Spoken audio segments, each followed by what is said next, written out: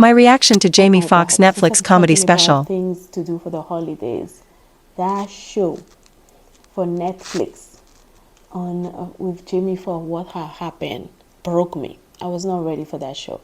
I was not.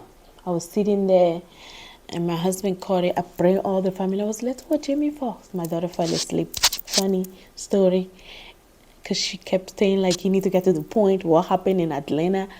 But when you stick to it, as my son and I and husband stuck to it, I was just broken, because I could see everything that happened to my dad, and how difficult it was for him, Like, you have a personality. It's almost like I say, I'm Z Square, I'm Lizette, I'm Jamie Foxx. And that was the same thing with my dad. He could not shake off the fact that he was the one having the stroke and being incapacitated and being able to get back to himself. And it broke me, because I had a lot of conversation with him in the summer 2021 about shaking it off. About I was like, I wish I was the lady that popped in Jamie Foxx. I used to pop in on him every day for lunch for like a stretch of a month, or even I would say 40 days. Every day I'll just go to lunch and sit there when his assistants are not there and just have a conversation with him. Those were great conversations. A book that I also read that anchored that kind of situation for me was the Anderson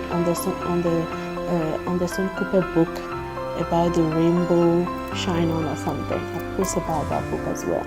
But I'm telling you, those were very difficult moments, and that show was very difficult for me. It brought back so many great memory, and also very, very difficult about the healthcare system and how we will never understand people that go through stroke, what they are going through. We will never understand. And since I'm well read, another thing that came to mind is I work at the American Heart Association for I think 3 years.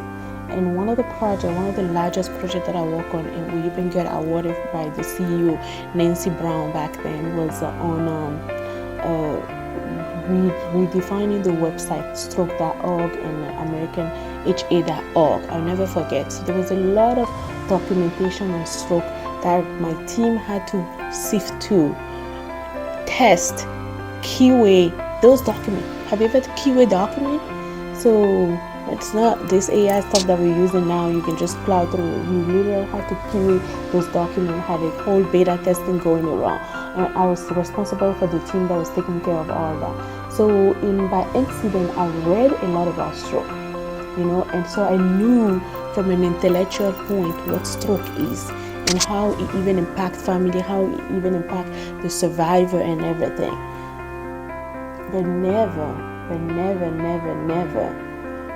I understood how it actually happened to you until it happened to you. I will never wish this to happen on anybody. I read so much about it, and while it was happening to my family, I was using those notes and documentation that I knew about to educate the healthcare professional, the caring team, even my mom, everybody around. I was using that to educate them.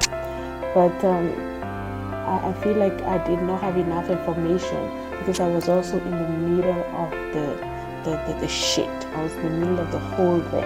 It's so painful, My dad survived the stroke. He was in coma for literally for more than 30 days, I believe, for more than 30 days. I'm even blanking out on the exact number now. He was in the coma for more than 30 days. As the more I'm talking about it, this is just coming back, and maybe I just need to talk about this to just have a good holiday season, because I'm telling you, my heart is still heavy. Losing a parent is the most difficult thing you ever go through, and my heart is still heavy. And I saw this video with Anderson Cooper and Tyler Perry. They were talking about grief, and I'm telling you, my son looked like my dad. So sometimes I look at his face, he smiles like my dad. He has the same facial expression like my dad. and sometimes he just wink and do something. I just see the reflection of my dad, and I don't know if I should cry or be happy. He does so many things like my dad. It's so weird and such a blessing, and it's just weird. But going back to the stroke thing, right? Going back to the Jamie Foxx episode and how that really broke me, and it broke me because it was so relatable. That's the problem. So relatable, and so much how I felt powerless, even though I try as much as possible. Financially, emotionally, my mom was emotionally heavily involved. I was financially, emotionally involved for 30 months. 30 months, every day my mom will call me to give me update on everything happening every day for 30 months. So you can see the trauma that can create. You can see how difficult that can be, or not, but my life kept going. I kept showing up every day. I kept walking. I kept running all my business. I kept going to conferences. I kept doing everything. And I don't know if that was a good thing. I don't know if it was a bad thing, but I don't know if I'm having a guilt feeling. But that Jamie Foxx show broke me. It really broke me. I cannot even understand why it broke me, but it did broke me. It really did. It really did. I have a call to go to, so let me finish. The one last thing that I want to say is take care of yourself. Take care of yourself and try to understand as much as you can about this disease and how we can all prevent it. And if by